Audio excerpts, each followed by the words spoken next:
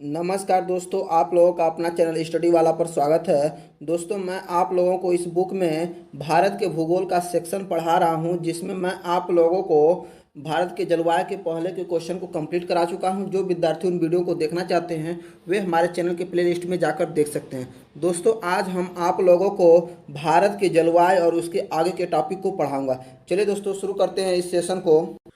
दोस्तों, इसमें भारत की जलवायु का जो टॉपिक इसमें पहला क्वेश्चन है दोस्तों, वह है मानसून पूर्व वर्षा जो केरल और कर्नाटक के तटीय क्षेत्रों में एक सामान्य घटना है को स्थानीय तौर पर के नाम से जाना जाता है। किस नाम से जाना जाता है? वह है आम्र वर्षा के नाम से जाना जाता है। इसके बारे में देख लेते हैं। तो ग्रीष्म ऋतु में मानसून पूर्व की वर्षा प्राप्त कर होती है, जो भारत की औसत वार्षिक वर्षा का 10% होती है। आम्र वर्षा ग्रीष्म ऋतु के खत्म होते होते मानसून पूर्व बौछारें पड़ती हैं, जो केरल और कर्नाटक के सामान्य बात है। स्थानीय तौर पर इसे तूफानी वर्षा को आम्र वर्षा कहा जाता है, क्योंकि यह आमों के जल्दी पकने में सहायता प्रदान करती हैं। कर्नाटक में इसे काफ़ी वर्षा और चेरी ब्लॉसम वर्षा के नाम से भी जाना जाता है। अगला क्वेश्चन है, गर्मियों के मौसम में समाप्ति के समय विशेषकर केरल और कर्नाटक में पूर्व मानसूनी वर्षा होना अत्यंत आम बात है, चाहे आम है। इसे प्रायः किस नाम से संदर्भित किया जाता है? तो क्या कहा जाता है उसे? तो आम वर्षा कहा जाता है। ठीक है, इसके बारे में देख लेते हैं। तो गर्मियों के मौसम में समाप्ति के समय विशेषकर केरल और कर्नाटक में पूर्व मानसूनी वर्षा होना अत्यंत आम है। इसे प्रायः आम्र वर्षा या आम वर्षा के नाम से जाना जाता है। यह वर्षा गर्म पवन और आर्द्र समुद्री पवनों के मिलने से होती है। यह आम की वृद्धि के लिए उपयोगी होती है। मुंबई की अनुवात दिशा में स्थित है, जिसके कारण यहाँ पे भारी बारिश होती है। तो किसके अनुवाद खड़ी है? तो ये आपका हो जाएगा पश्चिमी घाट के। किसके? तो पश्चिमी घाट के। इस बारे में देख लेते हैं। तो मुंबई जो है पश्चिमी घाट के पश्चिम में तट की ओर स्थित है। जिससे मानसूनी हवाएं पश्चिमी घाट के सहारे ऊपर उठती हैं और ठंडी होकर मुंबई में भारी वर्षा करती हैं, जबकि पश्चिमी घाट का पूर्वी हिस्सा वृष्टि छाया क्षेत्र में पड़ने से कम वर्षा प्राप्त करता है। अगला है, में स्थानीय तूफानों को आम बौछार कहा जाता है, जो आम की फसल पकाने में मदद करते हैं। तो कहाँ पे? तो केरल में आने वाले स्थानीय तूफानी वर्षा को आम्र बौछार या आम्र वर्षा कहा जाता है। यह आम की फसल को पकाने में सहायता प्रदान करते हैं। यह वर्षा ग्रीष्म ऋतु के आगमन के पूर्व गर्म पवन व आर्द्र समुद्री पवनों के मिलने से होती है। अगला है, लू एक प्रकार की है। तो लू एक प्रकार की क्या है? तो वह उष्ण लहर है। उत्तर भारत में गर्मियों में उत्तर पूर्व तथा पश्चिम में पूर्व दिशा में चलने वाली प्रचंड उष्ण या गर्म तथा शुष्क हवाओं को लू कहते हैं। ये हवाएं मई तथा जून माह में चलती हैं। लू के समय तापमान जो होता है 45 डिग्री सेंटीग्रेड तक चला जाता है। आगे चलते हैं। भारत में सर्दियों के दौरान से आने वाली हवाएं शीतलहर का कारण बनती हैं। तो कहाँ से? तो हिमालय से आने वाली जो हवाएं होती हैं वो शीतलहर का कारण बनती हैं। तो भारत के मैदानी इलाकों में दिसंबर जनवरी के शीतकालीन महीनों में पूर्व दिशा मतलब हिमालय से चलने वाली हवाएं जो हैं शीतलहर कहलाती हैं। लू गर्मी के मौसम के दौरान में उत्पन्न होकर आसन्न क्षेत्रों की ओर उड़ती है। तो कहाँ से उत्पन्न होती है? तो राजस्थान में उत्पन्न होकर आसन्न क्षेत्रों के ओर उड़ती है। उत्तर भारत में गर्मियों में उत्तर पूर्व तथा पश्चिम से पूर्व दिशा में चलने वाले प्रचंड उष्ण और शुष्क हवाओं को लू कहते हैं। यह गर्मी के मौसम के दौरान राजस्थान से उत्पन्न होकर आसन्न क्षेत्रों की ओर बहती है। अगला क्वेश्चन है दोस्तों इसमें कि चरम जलवायु है। तो किसकी चरम जलवायु है? वह है दिल्ली की। दिल्ली की जलवायु में ग्रीष्म ऋतु एवं शीत ऋतु के तापमान में बहुत अंतर होता है। ग्रीष्म ऋतु अत्यधिक लंबा तथा अत्यधिक शुष्क रहता है तथा दिसंबर एवं जनवरी में ज़्यादा ठंडा और कोहरा रहता है। आगे देखते हैं दोस्तों। दक्षिण पश्चिमी मानसून में उत्पन्न होता है। कहाँ पे उत्पन्न होता है? वह आपका हिंद महासागर में उत्पन्न होता है। दक्षिण पश्चिम मानसून जो होता है आमतौर पर जून से सितंबर तक रहता है। यह मानसून हिंद महासागर से उत्पन्न होता है। अगला जो टॉपिक है दोस्तों वह है भारत की मिट्टियाँ। तो मिट्टियाँ में जो पहला क्वेश्चन है, भारत में रेगुर मिट्टी का दूसरा नाम क्या है? तो दूसरा नाम क्या है रेगुर मिट्टी का? तो है काली मिट्टी। काली मिट्टी की एक विशेषता यह है कि यह नमी को अधिक समय तक बनाए रखती है। इस मिट्टी को कपास की मिट्टी या रेगुर मिट्टी भी कहते हैं। यह मिट्टी गुजरात, महाराष्ट्र, मध्य प्रदेश, आंध्र प्रदेश के पश्चिमी भाग और मैसूर के उत्तरी भाग में पाई जाती है। इस मिट्टी में चूना, मैग्नीशियम और लौह तत्व पाए जाते हैं तथा पोटास, नाइट्रोजन और जैविक पदार्थों की कमी पाई जाती है। यह कपास की कृषि के लिए विशेष रूप से उपयुक्त मिट्टी होती है। अगला है, मिट्टी को रेगुर भी कहा जाता है। किस मिट्टी को? तो काली मिट्टी को। काली मिट्टी को मिट्टी के रूप में जाना जाता है तो रेगुर मिट्टी के नाम से जाना जाता है। काली मिट्टी के बारे में इनमें से कौन सा कथन सही है? तो ये हो जाएगा, यह दक्षिण पठारों के अधिकांश हिस्से में पाई जाती है। आपका ऑप्शन सही हो जाएगा। काली मिट्टी दक्षिण पठारों के अधिकांश हिस्सों में पाई जाती हैं। काली मिट्टी का निर्माण बेसाल चट्टानों के टूटने फूटने से होता है। इसमें आयरन, चूना, एल्युमिनियम एवं मैग्नीशियम की बहुलता होती है। इस मिट्टी का काला रंग टिटेनिफेरस मैग्नेटाइट और जीवाश्म की उपस्थिति के कारण होता है। इस मिट्टी को रेगुर मिट्टी के नाम से भी जाना जाता है। कपास की खेती इस मिट्टी के लिए उपयुक्त मानी जाती है। अगला, इसमें किस प्रकार की मिट्टी में कपास का उत्पादन सबसे अच्छा होता है? तो वह है आपका काली मिट्टी। काली मिट्टी में कपास का उत्पादन सबसे अच्छा होता है। काली मिट्टी को स्थानीय रूप से रेगुर मिट्टी के नाम से भी जाना जाता है। यह अंतर्राष्ट्रीय रूप से उष्णकटिबंधीय चरनोजम कहा जाता है। इस मिट्टी का विस्तार जो है 5.46 लाख वर्ग किलोमीटर क्षेत्र पर है। यह भारतीय मृदा का तीसरा विशालतम वर्ग है। इस मिट्टी में कपास का उत्पादन सबसे अधिक होता है। इसका विकास महाराष्ट्र में सबसे अधिक है। पश्चिम मध्य प्रदेश, गुजरात, राजस्थान एवं आंध्र प्रदेश, कर्नाटक, तमिलनाडु, उत्तर प्रदेश के दक्कन लावा बेसाल्ट के अक्षय से हुआ है। अगला, लैटेराइट मिट्टी वाले क्षेत्र में विकसित होती है। क्या विकसित होती है? तो उस समय उच्च तापमान और भारी वर्षा विकसित होती है। इसके बारे में देख लेते हैं। तो लैटेराइट मिट्टी जो होती है उच्च तापमान एवं भारी वर्षा वाले क्षेत्रों में विकसित होती है। इस मिट्टी में चूना, लोहा, एल्युमिनियम अधिक होता है। यह चाय और कहवा की खेती के लिए अधिक उपयोगी होती है। यह मिट्टी कर्नाटक, केरल, महाराष्ट्र, उड़ीसा के कुछ क्षेत्रों में पाई जाती हैं। अगला, भारत के किस राज्य को लुढ़कती पहाड़ियों की भूमि के नाम से जाना जाता है? तो किस राज्य को? तो मिजोरम को। मिजोरम पूर्वोत्तर भारत में लुढ़कती पहाड़ियों, घाटियों और नदियों और झीलों की भूमि है मिजोरम। काली मिट्टी मुख्यतः इनमें से किस राज्य में पाई जाती हैं? तो किस राज्य में पाई जाती हैं? तो महाराष्ट्र में। काली मिट्टी मुख्यतः जो है महाराष्ट्र, कर्नाटक, गुजरात, मध्य प्रदेश तथा कुछ मात्रा में आंध्र प्रदेश में पाई जाती हैं। इस मिट्टी में नाइट्रोजन, पोटाश और ह्यूमस की कमी होती है। काली मिट्टी को रेगुर मिट्टी भी कहते हैं। कपास की खेती के लिए उपयुक्त होने के कारण इसे कपासी मृदा भी कहते हैं। अगला है, भारत के पूर्वी तट में ज़्यादातर किस प्रकार की मिट्टी पाई जाती है? तो पूर्वी तट पे ज़्यादातर जो होती हैं जलोढ़ मिट्टियाँ पाई जाती हैं। कैसी? जलोढ़। इसके बारे में देख लेते हैं। तो भारत के पूर्वी तट में ज़्यादातर जलोढ़ मिट्टी पाई जाती हैं। जलोढ़ मृदा जो होती हैं सिंधु, गंगा, ब्रह्मपुत्र के मैदानी क्षेत्रों में पाई जाती हैं। इसे दोमट एवं कछार मृदा के नाम से भी जानते हैं। काली मृदा को कपास या रेगुर मिट्टी के नाम से जानते हैं। यह गुजरात, महाराष्ट्र, मध्य प्रदेश एवं कुछ मात्रा में आंध्र प्रदेश एवं कर्नाटक के क्षेत्रों में भी पाई जाती हैं। अगला है, भारत में सर्वाधिक उपलब्ध और सर्वाधिक सघन रूप से कृषि हेतु प्रयोग की जाने वाली मिट्टी कौन सी है? तो वो मिट्टी क्या है? जलोढ़ मिट्टी है। कौन सी मिट्टी है? जलोढ़ मिट्टी। यह मिट्टी का विस्तार 15 लाख वर्ग किलोमीटर क्षेत्र में है। यह देश में सबसे अधिक 43% भूभाग पर पाई जाती है। यह मिट्टी सर्वाधिक सघन रूप से कृषि हेतु प्रयोग की जाने वाली मिट्टी है। इसमें प्रचुर मात्रा में पोटास और चूना पाया जाता है तथा फास्फोरस, नाइट्रोजन और जीवाश्म की कमी होती है। यह मिट्टी गेहूँ, गन्ना, दलहन, तिलहन आदि के लिए बहुत उपजाऊ है। अगला क्वेश्चन है, कौन सी मिट्टी नमी धारण करने की क्षमता के लिए जानी जाती है? वह है काली मिट्टी। काली मिट्टी अथवा रेगुर मिट्टी लावा निर्मित मिट्टी होती है। इसमें जल धारण क्षमता सर्वाधिक होती है। पानी से यह मिट्टी चिपचिपी हो जाती है और इसमें दरारें पड़ जाती हैं, अतः इसे स्वतः जुताई वाली मिट्टी भी कहते हैं। भारत में काली मिट्टी का सर्वाधिक विस्तार जो होता है दक्कन पठार वाले क्षेत्र, महाराष्ट्र, गुजरात, मध्य प्रदेश, उत्तरी कर्नाटक आदि तक है। अंतर्राष्ट्रीय स्तर पर काली मिट्टी को चेरनोजम कहा जाता है। क्या कहता है? चेरनोजम कहा जाता है काली मिट्टी को। इसे कपासी मृदा भी कहा जाता है, कपासी मिट्टी भी कही जाती है। गंगा के मैदानी इलाकों में मिट्टी है, तो गंगा के मैदानी इलाकों में जो मिट्टी है वह है कछारी मिट्टी। कौन सी हो जाएगी? कछारी।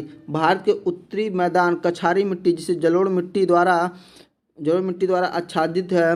हिमालय पर्वत और दक्षिण प्रायद्वीपीय पठार के मध्य सिंधु गंगा ब्रह्मपुत्र नदियों की निक्षेप क्रिया द्वारा निर्मित एक विशाल और महत्वपूर्ण मैदान स्थित है। इसे सिंधु गंगा ब्रह्मपुत्र का मैदान भी कहते हैं। जलोढ़ मिट्टी उर्वरता के दृष्टिकोण से काफ़ी अच्छी मानी जाती है।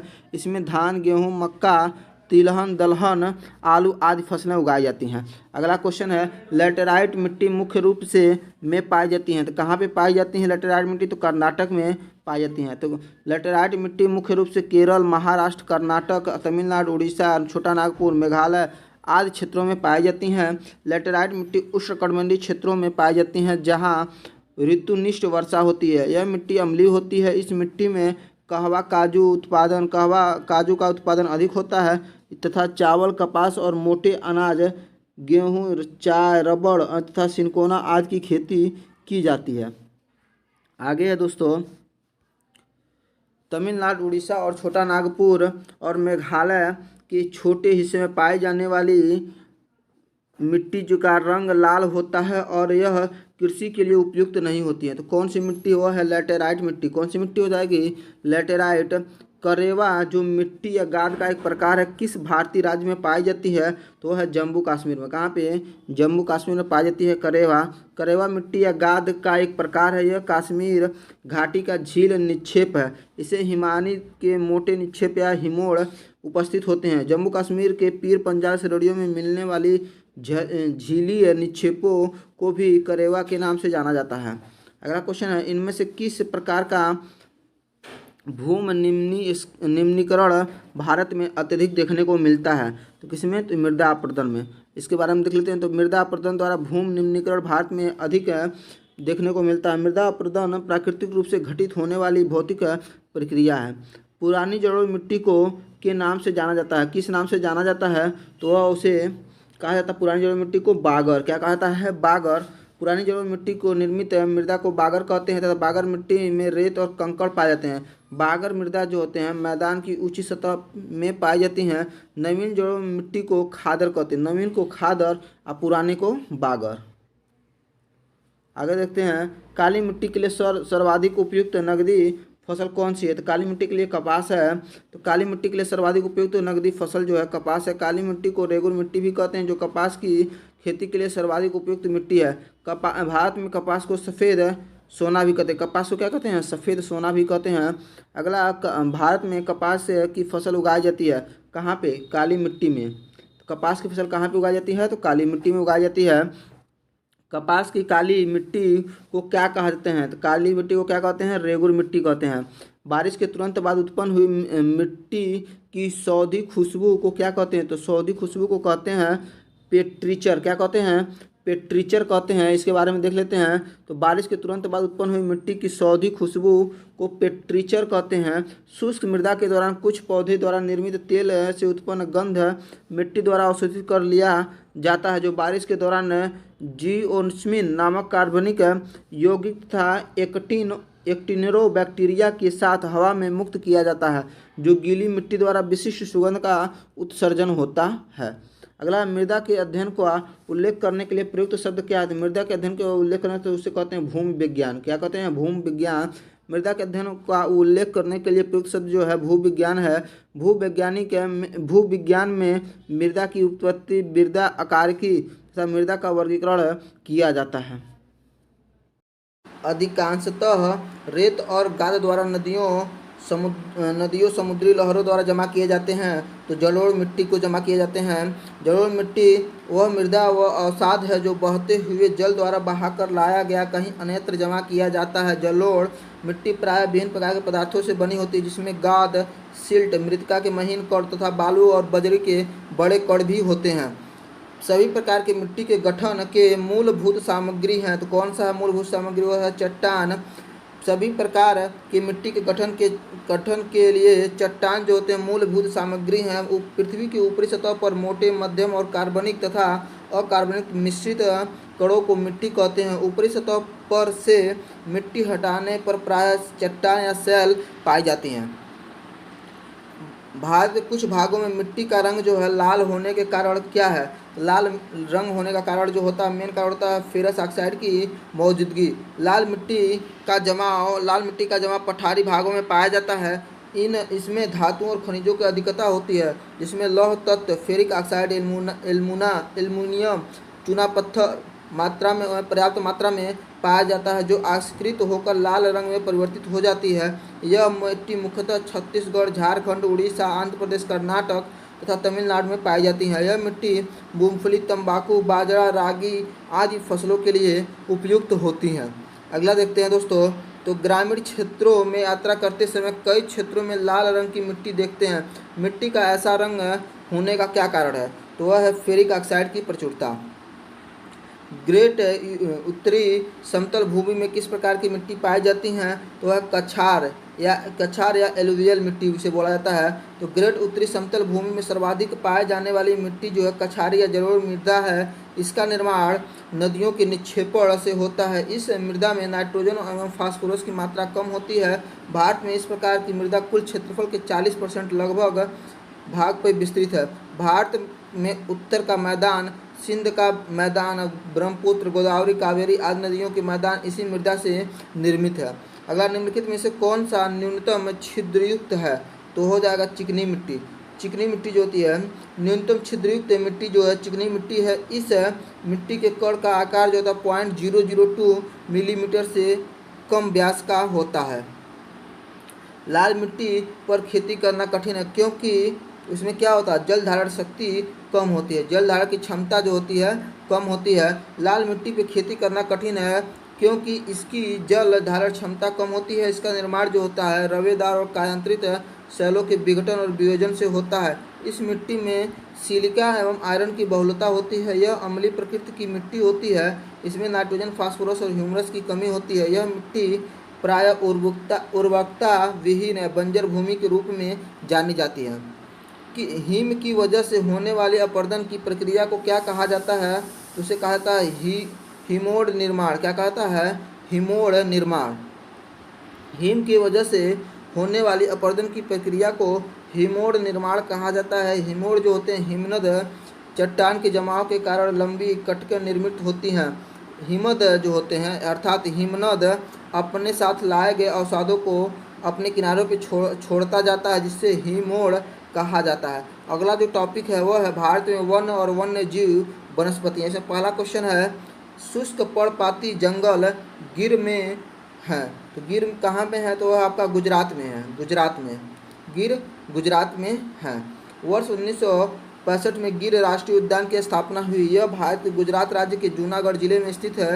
यह 257 वर्ग किलोमीटर क्षेत्रफल में फैला हुआ उद्यान है। गिर जो है राष्ट्रीय उद्यान में मिश्रित पर्णपाती वन, शुष्क पर्णपाती वन तथा कुछ मार्शलैंड उपस्थित हैं। इन उद्यानों में एशियाई शेर, तेंदुआ, हिरण, नीलगाय, जंगली सुअर, पक्षी, सियार आदि पाए जाते हैं। अगला जो है इसमें पुनर्वनरोपण का अर्थ क्या होता है? तो पुनर्वनरोपण का अर्थ होता है नष्ट हुए वनों के स्थान पे नए पेड़ लगाना। तो इसके बारे में देख लेते हैं। तो पुनर्वनरोपण एक प्रक्रम है जिसके अंतर्गत नष्ट हो चुके वनों के स्थान पर नए पेड़ लगाए जाते हैं। भारत सरकार ने 1952 में भारतीय वन नीति लागू किया, जिसके अंतर्गत संपूर्ण भूमि का 1/3 भाग वनों से आच्छादित होना चाहिए, परंतु अभी तक यह लक्ष्य प्राप्त नहीं किया जा सका है। अगला है, इनमें से किस जंगल के पेड़ पौधों की जड़ें जो होती हैं पानी में डूबी होती हैं? तो वो होता है मैंग्रोव वन। कौन सा वन हो जाएगा? मैंग्रोव वन हो जाएगा। तो मैंग्रोव वन के पेड़ पौधों की जड़ें जो होती है पानी में डूबी रहती हैं, क्योंकि ये वन समुद्र तथा नदियों के मुहानों पर पाए जाते हैं। मुख्यतः खारे पानी में इसका विकास होता है। विश्व में मैंग्रोव वनस्पतियां में लगभग 50 प्रजातियां पाई जाती हैं। लाल मैंग्रोव में खारे पानी की सहन करने की सर्वाधिक क्षमता होती है।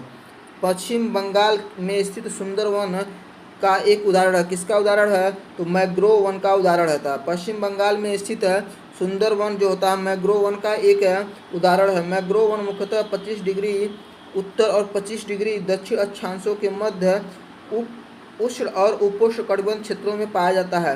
भारत में सुंदरवन का क्षेत्रफल जो होता है 9630 वर्ग किलोमीटर क्षेत्र में फैला हुआ है, जिसमें 4263 वर्ग किलोमीटर में मैंग्रोव विद्यमान है। अगला, भारत के सुंदरवन डेल्टा में किस प्रकार के वन पाए जाते हैं? तो हो जाएगा मैंग्रोव वन। कैसे वन? Mangrove one. निम्नलिखित में से कौन सा कथन जो होता है मैंग्रोव वन के बारे में सही नहीं है? तो मैंग्रोव वन के बारे में कौन सा कथन सही नहीं है? तो ये हो जाएगा ऑप्शन नंबर डी, मैंग्रोव वृक्ष जो होते हैं ऑक्सीजन समृद्ध मृदा वाले क्षेत्र में उगते हैं। यह गलत है। इसमें देख लेते हैं। तो मैंग्रोव वन के अंतर्गत छोटे पेड़ तथा झाड़ियाँ आती हैं जो समुद्र तट के किनारे उगते हैं। मैंग्रोव वन उच्च नमक एवं कम ऑक्सीजन की स्थिति में भी जीवित रह सकते हैं। मैंग्रोव वातावरण की मिट्टी में ऑक्सीजन सीमित या शून्य होती है। मैंग्रोव वन केवल उष्णकटिबंधीय या उपोष्णकटिबंधीय अक्षांशों के मध्य तट रेखाओं के पास पाए जाते हैं। मैंग्रोव वन जो होते हैं समुद्री तट की तूफानी लहरों और ज्वार से समुद्री कटाव को कम करते हैं। पश्चिम बंगाल में सुंदरवन दुनिया का सबसे बड़ा मैंग्रोव वन क्षेत्र है। अगला है, उत्तर ध्रुवीय वृत्त से भूमध्य रेखा तक जाने के लिए किसी व्यक्ति को बायोम के किस क्रम से गुजरना पड़ेगा? तो सबसे पहले आपका टुंड्रा आएगा, उसके बाद टैगा आएगा, फिर समशीतोष्ण वन होगा, फिर उसके बाद उष्णकटिबंधीय वर्षा वन होगा। मतलब ऑप्शन नंबर सी आपका सही हो जाएगा। इसके बारे में देख लेते हैं। तो उत्तर ध्रुवीय वृत्त से भूमध्य रेखा तक जाने के लिए किसी व्यक्ति को बायोम के निम्नलिखित चक्र से होकर गुजरना पड़ता है। टुंड्रा, टैगा व प्रदेश, समशीतोष्ण वन, उष्णकटिबंधीय वर्षा वन। टुंड्रा वनस्पतियाँ कहाँ पाई जाती हैं? तो टुंड्रा वनस्पतियाँ जो हैं हिमालय क्षेत्र में पाई जाती है। कहाँ पे? हिमालय क्षेत्र में। टुंड्रा वनस्पति क्षेत्र जो होता है 4500 से 800 मीटर तक की ऊंचाई में पाई जाती हैं। इसके अलावा यह उत्तरी कनाडा, अलास्का, यूरोपीय रूस एवं साइबेरिया में भी पाई जाती हैं। टुंड्रा एक बायोम है। यहाँ पे वृक्षों की वृद्धि कम होने के कारण तापमान में कमी है। ये वनस्पतियाँ मुख्यतः बौनी झाड़ियों, दलदली पौधे, घास, काई और लाइकेन से मिलकर बनती हैं। अगला जो है, पश्चिमी घाट में निम्नलिखित में से कौन सी स्थानीय प्रजाति नहीं है? तो कौन सी स्थानीय प्रजाति नहीं है? तो वह है हिस्पीड हरे। हिस्पीड हरे जो है स्थानीय प्रजाति नहीं है। पश्चिमी घाट ताप्ती नदी से लेकर कन्याकुमारी तक भारत के 6 राज्यों में फैला हुआ है। पश्चिमी घाट जो होता है भारत के सबसे ज़्यादा वर्षण क्षेत्रों में से एक है। यह जैव विविधता के सबसे समृद्ध हॉट स्पॉट में से एक है। साथ ही कई राष्ट्रीय उद्यानों और वन्य जीव अभ्यारण्य को भी समावेशित करता है। पश्चिमी घाट में स्थानीय रूप से नीलगिरी, लंगूर, ब्राउन पाम सेवेट, नीलगिरी तोहर आदि निवास करती हैं।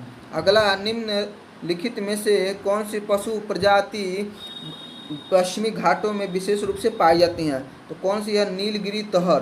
तो नीलगिरी तोहर जो है भारत के तमिलनाडु और केरल राज्यों में नीलगिरी पर्वत और पश्चिमी घाट के दक्षिण भाग में रहने वाला जंगली प्राणी है। यह तमिलनाडु का राष्ट्रीय पशु है। कहाँ का है? तमिलनाडु का राष्ट्रीय पशु है जो एक प्रकार का जंगली बकरा है। नीलगिरी तोहर को नीलगिरी आइबैक्स या सिर्फ आइबैक्स के नाम से भी जाना जाता है। इसे IUCN में लुप्तप्राय श्रेणी में रखा गया है।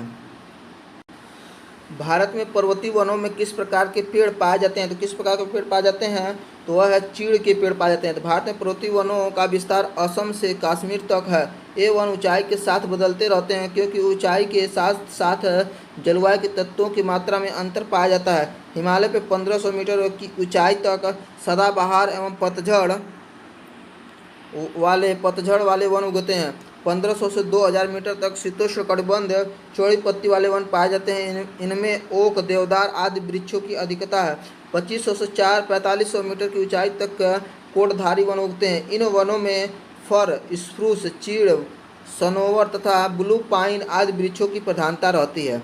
अगला, कौन सा राज्य अपने चंदन काष्ठ उत्कीर्णन के लिए प्रसिद्ध है? तो कौन सा राज्य है? तो वह है कर्नाटक। चंदन के उत्पादन में भारत का सर्वोच्च स्थान है। इसका आर्थिक महत्व भी है। यह पेड़ मुख्यतः कर्नाटक के जंगलों में मिलता है। यह भारत के अन्य भागों में कहीं कहीं पाया जाता है। भारत के 600 मीटर से लेकर 900 मीटर तक के कुछ ऊंचे स्थल और मलय द्वीप इसके मूल स्थान हैं। कांटेदार वन पाए जाते हैं। तो कहाँ पे पाए जाते हैं? तो ये राजस्थान में पाए जाते हैं। तो भारत के उत्तर पश्चिम दिशा में स्थित राजस्थान भारत का क्षेत्रफल की दृष्टि से सबसे बड़ा राज्य है। 60 सेमी से कम वार्षिक वर्षा होने के कारण इस राज्य का पश्चिमी भाग मरुस्थलीय है। इस क्षेत्र में कांटेदार वृक्ष पाए जाते हैं। इसे मरुद्भिद कहा जाता है, जैसे नागफनी, बबूल और कैटस। उष्णकटिबंधीय वर्षा वन को की साइलेंट घाटी में पाया जाता है। किसकी साइलेंट घाटी में? तो वह केरल के साइलेंट घाटी में पाया जाता है उष्णकटिबंधीय वर्षावन। उष्णकटिबंधीय वर्षावन केरल की साइलेंट घाटी में पाया जाता है। साइलेंट घाटी केरल के पलक्कड़ जिले में नीलगिरी की पहाड़ियों में स्थित है, जो विश्व विरासत स्थल के रूप में मान्य पश्चिमी घाट का हिस्सा है। शांत घाटी में वृक्ष प्रजातियों की बहुत ज़्यादा है, संख्या जो है बहुत ज़्यादा है। अगला, भारत के किस राज्य में सर्वाधिक वन है? तो किस राज्य में सर्वाधिक वन है? तो वह है मध्य प्रदेश राज्य। भारत में सर्वाधिक वन क्षेत्र वाले राज्य क्रमशः मध्य प्रदेश, अरुणाचल प्रदेश और छत्तीसगढ़ है, जबकि प्रतिशत के आधार पर सबसे सर्वाधिक वन क्रमशः लक्षद्वीप में 90.33%, मिजोरम में 85.41%, अंडमान निकोबार द्वीप समूह में 81.74% तथा अरुणाचल प्रदेश में 79.63% होते हैं। क्रिकेट का बल्ला बनाने के लिए किस लकड़ी का प्रयोग किया जाता है? तो लकड़ी का नाम है विल्लो। क्रिकेट का बल्ला बनाने के लिए विल्लो की लकड़ी का प्रयोग किया जाता है। इस पेड़ का वैज्ञानिक नाम सैलिक्स एल्वा है। क्या है? सैलिक्स एल्वा है। यह भारत में मुख्यतः जम्मू कश्मीर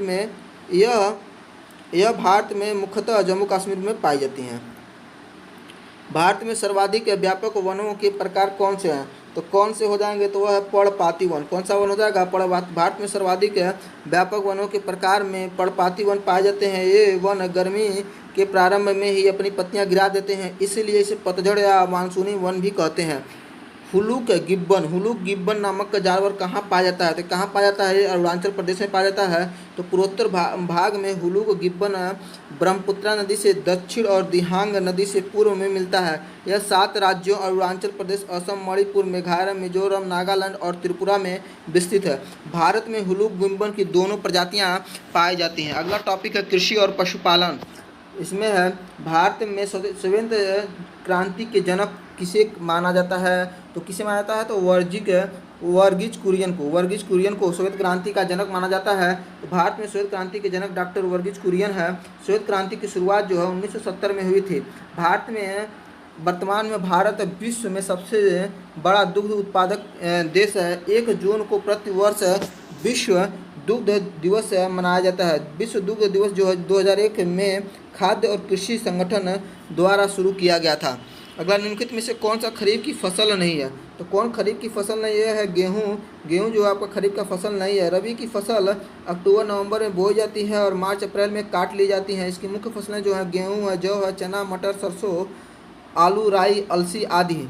और खरीफ की फसल जो है जून जुलाई में बोई जाती हैं, नवंबर दिसंबर में काटी जाती हैं। इसकी मुख्य फसलों में धान, तिलहन, ज्वार, बाजरा, मक्का, अरहर, कपास, मूंगफली, तिल, सोयाबीन आदि हैं।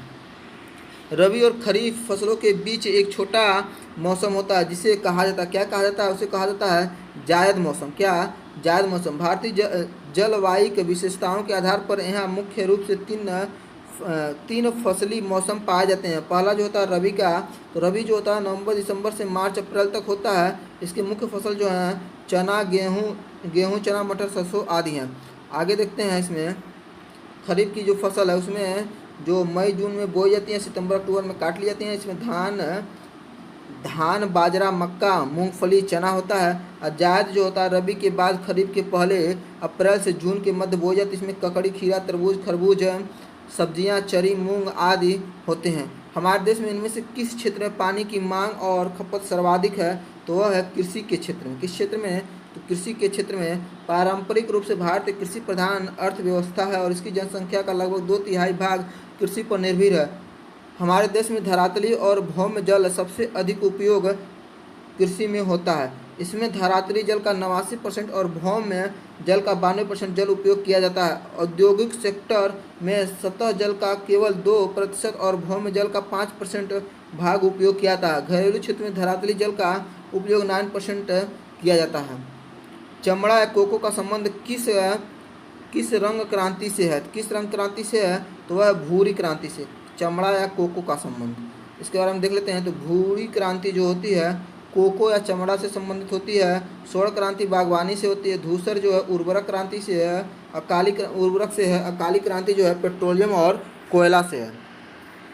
उसके बाद है एम.एस. स्वामीनाथन भारत में इनमें से किस आर्थिक क्रांति से संबंधित हैं? तो ये हैं हरित क्रांति से। एम.एस. स्वामीनाथन को भारत में हरित क्रांति का जनक माना जाता है। इन्होंने मैक्सिकन गेहूं की एक किस्म को भारतीय खाद्यान्न की कमी दूर करने के लिए सबसे पहले अपनाने के लिए स्वीकार किया था। इनके कारण भारत के गेहूं उत्पादन में वृद्धि हुई। भारत में हरित क्रांति की शुरुआत 1966 से 67 में हुई थी। इसे विश्व स्तर पर शुरू करने का श्रेय जो है नॉर्मन बोरलॉग को जाता है। हरित क्रांति का मुख्य उद्देश्य देश में खाद्यान्न उत्पादन को बढ़ाना था। श्वेत क्रांति के जनक डॉक्टर वर्गीस कुरियन है। श्वेत क्रांति का संबंध दूध उत्पादन से है। गुलाबी क्रांति का संबंध फार्मास्यूटिकल, प्याज और झींगा मछली के उत्पादन से है। और पीली क्रांति जो होती है इसका संबंध तिलहन से होता है। रजत क्रांति का संबंध इनमें से किससे होता है? तो रजत जो होता है वह आपका अंडे से संबंधित होता है। किससे संबंधित होता है? अंडे से। तो रजत क्रांति जो है अंडा उत्पादन से होता है। श्वेत क्रांति दूध उत्पादन से होता है। हरित क्रांति जो होता है कृषि उत्पादन से होता है। भारत में धान की फसल में पाया जाने वाला प्रमुख खरपतवार कौन है? तो प्रमुख खरपतवार जो है वह है एकिनोक्लोआ क्रूस गैली, जिसे बार्नयार्ड ग्रास भी कहते हैं। इसके बारे में देख लेते हैं। तो भारत में धान की फसल में पाया जाने वाला प्रमुख खरपतवार जो है एकिनोक्लोआ क्रूस गैली, इसे बार्नयार्ड ग्रास भी कहते हैं। इसका उद्गम जो है जापान को माना जाता है। हरित क्रांति निम्नलिखित में से किससे संबंधित है? तो हरित क्रांति जो है खाद्य और अनाज उत्पादन से संबंधित है। हरित क्रांति खाद्य और अनाज उत्पादन से संबंधित होती है। हरित क्रांति जो है 1960 के दशक में नॉर्मन बोरलॉग द्वारा शुरू किया गया एक प्रयास है। इसे विश्व में हरित क्रांति के जनक के रूप में स्वीकार किया जाता है। हरित क्रांति के परिणाम स्वरूप खाद्यान्न विशेषकर गेहूं और चावल के उत्पादन में भारी वृद्धि हुई, जिसकी शुरुआत 20वीं शताब्दी के मध्य विकासशील देशों में नए उच्च उपज देने वाले किस्म के बीजों के प्रयोग के कारण हुई। भारत में हरित क्रांति की जनक के रूप में MS स्वामीनाथन को जाना जाता है। इनमें से कौन सी फसल जो है सूखा या सहिष्णु फसल है? तो कौन सा है? वह है बाजरा। बाजरा जो है विपरीत परिस्थितियों और सीमित वर्षा वाले क्षेत्रों में अर्ध शुष्क क्षेत्रों में मुख्य रूप से उगाए जाने वाली सूखा सहिष्णु और कम अवधि 2 से 3 माह की फसल है, जो लगभग सभी प्रकार की भूमियों में उगाया जा सकता है। इसका प्रयोग दाने और चारे दोनों के रूप में किया जाता है। यह जलमग्नता तथा अम्लीय मृदा के प्रति संवेदनशील होते हैं। अगला है इंटरक्रॉपिंग या अंतर फसल प्रक्रिया इनमें से किसे दर्शाती है? तो वो होता है पास 2 या 2 से अधिक फसलें उगाना। अगला अंतर फसल प्रक्रिया, यह एक प्रकार की खेत में पास 2 या 2 से अधिक फसलों की खेती है। जैसे किसी खेत में बोए गए गन्ने के फसल का अंकुरण वृद्धि मंद होती है, अतः इस खेत में गन्ने के साथ खेत को खाली स्थान में अन्य फसलें जैसे सरसों, लहसुन जाड़े में, मूंग, उड़द, प्याज गर्मी में आदि उगाई जा सकती है। इसका मुख्य लक्ष्य जो होता है पारिस्थितिकी प्रक्रिया के संसाधनों का उपयोग करके किसी दिए गए भूमि के टुकड़े पर अधिक उपज का उत्पादन करना है। भारत में चाय और काफ़ी की फसल जो होता है चाय और काफ़ी की फसल जो है फसलों की किस श्रेणी में आती है? तो वह वृक्षारोपण फसलों की श्रेणी में आती है। भारत में चाय और काफ़ी की जो फसलें होती हैं वृक्षारोपण फसलों के श्रेणी में आती हैं। इसके बारे में देख लेते हैं। जो बागवानी फसलें होती हैं इसमें केरा, अंगूर, आलू, प्याज, इलायची, अदरक, हल्दी आदि हैं। नकदी फसलें में देखेंगे तो यह जूट, कपास, गन्ना, संतरा, आम, कोको। और खाद्य फसलें देखेंगे तो गेहूँ, जौ, धान, मक्का, दाल इत्यादि हैं। मीठी क्रांति यानी स्वीट रिवोल्यूशन इनमें से किसके उत्पादन से संबंधित है? तो किसके उत्पादन से संबंधित है? यह है शहद के उत्पादन से। किससे? शहद के उत्पादन से संबंधित है। मीठी क्रांति का संबंध जो होता है शहद क्रांति से। इसका उद्देश्य शहद के उत्पादन की वैज्ञानिक पद्धति द्वारा किसानों की आय में इजाफा करना है। संकर तिलहनों की बुआई के वजह से खाद्य तेल के उत्पादन में अचानक हुई वृद्धि को क्रांति कहा गया। कौन सी क्रांति कहेगी? तो पीली क्रांति कहेगी। कौन सी क्रांति? पीली क्रांति। काली क्रांति का संबंध जो है पेट्रोलियम से है। स्वर्ण क्रांति बागवानी, शहद और फल उत्पादन से है। पीली क्रांति तिलहन से। भूरी क्रांति चमड़ा उद्योग और कोको उत्पादन से। और हरित क्रांति जो है खाद्यान्न उत्पादन से। रजत क्रांति जो है अंडा या कुक्कुट उत्पादन से हो गया। गुलाबी क्रांति जो है झींगा मछली उत्पादन, प्याज उत्पादन और औषधि उत्पादन से की जाती है। भारत में नीली क्रांति का संबंध निम्न में से किससे है? तो नीली क्रांति का संबंध जो है मत्स्यायन से। किससे? मतलब मछली पालन से हो जाएगा। तो मत्स्यायन से नीली क्रांति का संबंध होता है। दूध उत्पादन से श्वेत क्रांति। कृषि उत्पादन में हरित क्रांति से संबंधित होता है। रेशम उत्पादन जो है सिल्क क्रांति से संबंधित होता है। निम्न में से किसका संबंध भारत में हुई श्वेत क्रांति से नहीं है? तो किसका संबंध? और नॉर्मन ई बोरलॉग का संबंध जो है भारत में हुई श्वेत क्रांति से नहीं है। इसके बारे में देख लेते हैं। तो नोबेल शांति पुरस्कार विजेता नॉर्मन बोरलॉग एक अमेरिकी कृषि वैज्ञानिक है जिन्हें विश्व में हरित क्रांति का पिता माना जाता है। डॉक्टर वर्गीस कुरियन भारत में श्वेत क्रांति के जनक थे। इन्हें फादर ऑफ व्हाइट रिवोल्यूशन भी कहा जाता है। इन्होंने 1946 में अमूल आनंद मिल्क यूनियन लिमिटेड की स्थापना की थी। अगला है कर्तन और दहन कृषि प्रणाली को भारत में किस राज्य में वेवर के रूप में जाना जाता है? तो किस राज्य में? तो है मध्य प्रदेश राज्य में। कर्तन और दहन प्रणाली एक प्रकार की स्थानांतरण कृषि प्रणाली है। किसान पेड़ों और झाड़ियों को काट कर और उनको जलाकर जमीन को साफ करते हैं और उस जमीन पर खेती का कार्य करते हैं। इस प्रकार की कृषि में खाद का इस्तेमाल नहीं किया जाता है तथा जमीन के अनुपजाऊ होने पर वह जमीन छोड़कर दूसरी जगह की जमीन पर ही पेड़ों और झाड़ियों के कर्तन या दहन के प्रक्रिया अपनाकर खेती की जाती है। इस प्रकार की खेती को असम में झूम खेती, उड़ीसा और आंध्र प्रदेश में पोडू, मध्य प्रदेश में वेवर और केरल में पोनम कहा जाता है। समुच्चय जुताई क्या है? तो समुच्चय जुताई क्या होता है? यह समुच्चय जुताई जो है समुच्चय रेखाओं के साथ ढालू भूमि पे जुताई करना होता है। समुच्चय जुताई जो है समुच्चय रेखाओं के साथ ढालू भूमि पर जुताई और भूमि के क्षरण को रोकने के लिए की जाने वाली कृषि तकनीकी है जिसमें भूमि की बुवाई, जुताई और भू परिष्करण और खरपतवार नियंत्रण करना शामिल है। अगला है विटीकल्चर के द्वारा निम्न में से किस भारतीय राज्य में सर्वाधिक उत्पादन होता है? तो वह है आपका महाराष्ट्र। कौन सा राज्य है? तो महाराष्ट्र हो जाएगा। इसके बारे में देख लेते हैं। तो विटीकल्चर के द्वारा महाराष्ट्र में सर्वाधिक उत्पादन होता है। विटीकल्चर या ऐसे द्रक्षा कृषि भी कहते हैं। तो द्रक्षा कृषि अंगूर से संबंधित उद्यान विज्ञान की शाखा है। इसमें अंगूरों की बुआई, पोषण, देखरेख और फल उत्पादन का अध्ययन किया जाता है। अगला, भारत में श्वेत क्रांति मूलतः किस राज्य से शुरू हुई थी? तो वह है गुजरात राज्य से शुरू हुई थी। भारत में श्वेत क्रांति मूलतः गुजरात राज्य से शुरू हुई। गुजरात में कोऑपरेटिव सोसाइटी द्वारा सबसे पहले डेयरी डेवलपमेंट प्रोग्राम की स्थापना की गई। डॉक्टर वर्गीस कुरियन, जिन्हें श्वेत क्रांति का जनक कहा जाता है, के अधीन गुजरात सहकारी विपणन संघ लिमिटेड और राष्ट्रीय डेयरी विकास बोर्ड NDDB जैसे महत्वपूर्ण संस्थान स्थापित किए गए। उर्वरकों की क्रांति का संबंध किससे है? तो उर्वरकों की क्रांति का संबंध जो है भूरी क्रांति से है। भूरी क्रांति जो होता है उर्वरक उत्पादन से संबंधित है। गुलाबी क्रांति जो होता है झींगा मछली उत्पादन से संबंधित है। सुनहरी क्रांति जो होता है फल से होता है। लाल क्रांति जो टमाटर या मांस से होता है। और काली क्रांति जो होता है कच्चे तेल से संबंधित होता है। भेड़ की त्वचा एक पतली परत के साथ ऊन निकालने की प्रक्रिया को क्या कहा जाता है? तो इस पर क्या कहा जाता है? कर्तन। क्या कहा जाता है? कर्तन। तो भेड़ की त्वचा की पतली परत के साथ ऊन निकालने की प्रक्रिया को कर्तन कहा जाता है। क्या कहता है? कर्तन। के अलावा निम्नलिखित में से सभी खरीफ की फसलें, किसके अलावा? तो गेहूं के अलावा जो सभी फसलें क्या हैं? खरीफ की फसल हैं। गेहूं रबी की फसल है, जबकि ज्वार, बाजरा, मक्का, लोबिया, ग्वार आदि खरीफ की फसलें हैं। रबी की फसलों की बुआई जो होती है अक्टूबर नवंबर में तथा खरीफ की फसलों की बुआई जो होती है जून जुलाई में की जाती है। अंडमान और निकोबार द्वीप समूह में स्लैश एंड बर्न कृषि को कहा जाता है। तो क्या कहा जाता है? उसको कहा जाता है डीपा। क्या कहता है? डीपा। झूम कृषि अथवा कर्तन दहन प्रणाली में किसान जमीन के टुकड़ों को साफ कर उन पर अपने परिवार के भरण पोषण के लिए अनाज और अन्य फसलें उगाते हैं। जब मृदा की उर्वरकता कम हो जाती है तो किसान उस भूमि के टुकड़े में स्थानांतरित हो जाते हैं और कृषि के लिए भूमि का दूसरा टुकड़ा साफ करते हैं। उत्तर पूर्वी राज्यों असम, मेघालय, मिजोरम, नागालैंड में से झूम, मणिपुर में पमालू तथा छत्तीसगढ़ के बस्तर जिले में अंडमान निकोबार द्वीप समूह में से दीपा कहा जाता है। अगला है, भारत में धूसर क्रांति ग्रे रेवोल्यूशन का संबंध निम्न में से किससे है? तो वह है उर्वरक उत्पादन से। किससे है? उर्वरक उत्पादन से। धूसर क्रांति या ग्रे रेवोल्यूशन जो होता है उर्वरक उत्पादन से संबंधित है। पीली क्रांति जो होती है तिलहन उत्पादन से संबंधित है। काली क्रांति जो है कोयला उत्पादन से संबंधित है। कच्चा तेल भी काली क्रांति से संबंधित है। अगला है, इनमें से किसे मिल्क मैन ऑफ इंडिया कहा जाता है?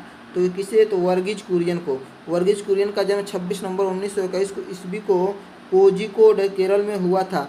इन्हें भारत के श्वेत क्रांति का जनक माना जाता है। ये मिल्क मैन ऑफ इंडिया के नाम से भी मशहूर है। इन्हें रेमस मैग्नेशियम, पद्म विभूषण आदि पुरस्कारों से भी सम्मानित किया गया है।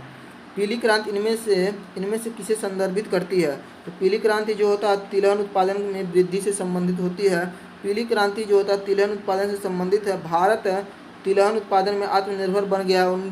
2019 से 20 में 34.19 मिलियन टन तिलहन का उत्पादन हुआ था। भारत में हरित क्रांति को सफलतापूर्वक निष्पादित करने का श्रेय को जाता है, तो किसको जाता है? तो एम.एस. स्वामीनाथन को जाता है। भारत में हरित क्रांति के सफलतापूर्वक निष्पादित करने का श्रेय जो होता है एम.एस. स्वामीनाथन को जाता है। भारत में हरित क्रांति के जनक जो हैं एम.एस. स्वामीनाथन तथा विश्व स्तर पर नॉर्मन ई बोरलॉग को जाना जाता है। हरित क्रांति शब्द जो है विलियम गार्ड ने दिया था। किसने दिया था? विलियम गार्ड ने दिया था। नॉर्मन बोरलॉग को शांति का नोबेल पुरस्कार भी दिया गया है। भारत में हरित क्रांति का जनक किसे कहा जाता है? तो हरित क्रांति का जनक है एम.एस. स्वामीनाथन। एम.एस. स्वामीनाथन नामक भारतीय आनुवांशिकीविद ने इनमें से प्रमुख भूमिका निभाई थी। इसमें निभाई थी प्रमुख भूमिका, तो वह था हरित क्रांति में प्रमुख भूमिका निभाई थी। अगला जो है अर्ध शुष्क जलवायु परिस्थितियों में अपशिष्ट मिट्टी में उगाई जाने वाली वह फसल को खाद्य फसल के साथ साथ चारे की फसल भी है। निम्न में से क्या है? तो वह है मक्का। क्या है? मक्का। तो मक्का जो है वनस्पतिक नाम जो होता है जीमे है। क्या नाम है वनस्पतिक नेम? तो जीमेज है। एक प्रकार का खाद्य फसल है जो मोटे अनाजों की श्रेणी में आता है। यह मुख्यतः खरीफ की फसल है। यद्यपि देश के कुछ भागों में यह रबी की फसल के रूप में भी उगाई जाती है। भारत के अधिकांश मैदानी भाग से लेकर पहाड़ी क्षेत्रों तक मक्का सफलतापूर्वक उगाया जाता है। इसे सभी प्रकार की मिट्टियों में उगाया जा सकता है। मक्का उत्पादन के लिए 21 से 30 डिग्री सेंटीग्रेड तापमान और 60 से 120 सेंटीमीटर वर्षा की आवश्यकता होती है। इसे वर्ष भर उगाया जा सकता है। मक्का का प्रयोग जो है खाद्य फसल के साथ साथ पशुओं के चारे के रूप में भी किया जाता है। अगला, भारत में कॉफ़ी का सबसे ज़्यादा उत्पादन करने वाला राज्य कौन सा है? तो वह है कर्नाटक राज्य। कौन सा राज्य है? कर्नाटक। भारत में सर्वाधिक कॉफ़ी जो होता है दक्षिण भारत में उगाई जाती है, जिसमें कर्नाटक जो है 71%, केरल जो है 21%, तमिलनाडु जो है 5%। अगला क्वेश्चन है, भारत में कौन सा राज्य कॉफ़ी उत्पादन में अग्रणी है? वह है आपका कर्नाटक। इसके बाद है को भारत के मसालों के बागीचे के नाम से भी जाना जाता है। तो किसको? तो केरल को भारत के मसालों के बगीचे के नाम से भी जाना जाता है। दक्षिण भारतीय राज्य केरल को भारत के मसालों के बगीचे के नाम से जाना जाता है, जबकि जयपुर को भारत के गुलाबी नगर के नाम से जाना जाता है। मुंबई शहर को भारत का हॉलीवुड या पुणे शहर को क्वीन ऑफ डेक्कन के नाम से जाना जाता है। भारत में मैनचेस्टर के नाम से अहमदाबाद शहर को एवं जमशेदपुर शहर को भारत का इस्पात नगरी या पिट्सबर्ग कहा जाता है। मंसूरी को पर्वतों की रानी, लखनऊ को नवाबों का शहर कहते हैं। भारत के इलेक्ट्रॉनिक नगर के रूप में बेंगलुरु एवं पंजाब राज्य को 5 नदियों की भूमि कहलाते हैं। ठीक है। अगला क्वेश्चन है, कौन सा भारतीय राज्य सोयाबीन का सबसे बड़ा उत्पादक राज्य है? वह है मध्य प्रदेश। पहले पे है मध्य प्रदेश, दूसरे पे है महाराष्ट्र, तीसरे पे है राजस्थान, चौथे पे है कर्नाटक और पाँचवें पे है आंध्र प्रदेश। अगला है, इनमें से कौन सा रोपड़ फसल नहीं है? तो कौन सी रोपड़ फसल नहीं है? वो है आपका बाजरा। बाजरा जो है रोपड़ फसल नहीं होती। ऐसी फसलें जिन्हें एक बार बोने के बाद काफ़ी समय तक उपज प्राप्त किया जा सके रोपड़ फसलें कहलाती हैं, जैसे काजू, चाय, कॉफ़ी, पिस्ता आदि। अगला है, केसर एक प्रकार का उत्पाद है।